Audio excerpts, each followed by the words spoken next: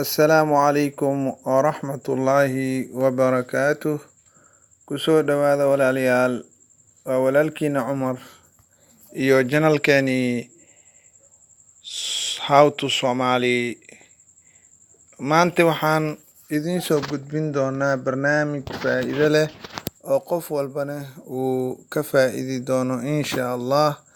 Barnaamijkaas wuxuu noqon doonaa sidee video kasta oo aad YouTube ka fiirsanayso si dhib la'aan ah aad ku soo degsan kartaa adigoo isticmaalaya mobilkaaga. Wax computer ah looma baahna, mobilkaada ayaad ku isticmaalaysaa.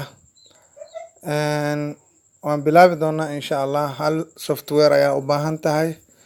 Softwarekaas waxaa la yiraahdaa horta waxaad tegaysaa Chrome. Chrome markaad tagto waxaad qoraysaa save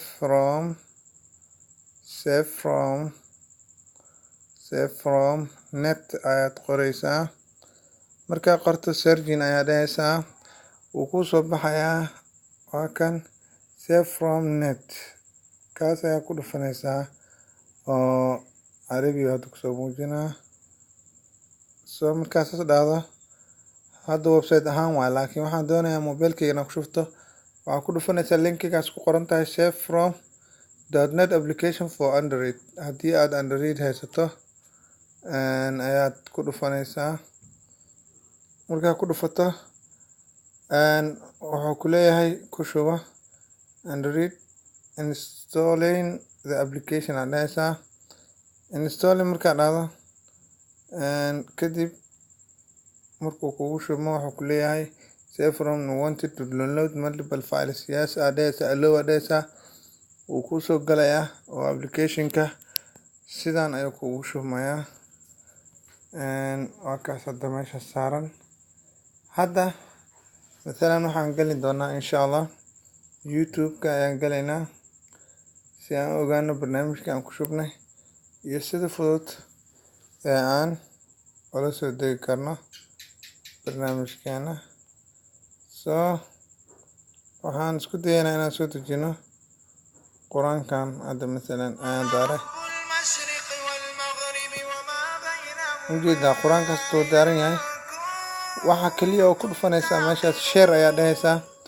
Waxaa raadinaysaa applicationkii oo meeshaan aad ku dhufanaysaa save from application. Waa ka mid save from intuu soo galay asaga ayaa isku rogayo. Fiiriya applicationkii qaadanayo kadib linkiga soo galayo kadib videoga inta ay soo galaya soo ujeeda quraankii mujeeda. Kadib download ayaa dhahaysaa. Video degaya mujeeda. Video kasta marka sidaas ayuu u degayaa. Waxaan filayaa inaa barnaamijkan ka faa'iideen. aad iyo aad ayaad u mahadsantihiin. Assalaamu calaykum waraxmatullaahi wabarakaatuh.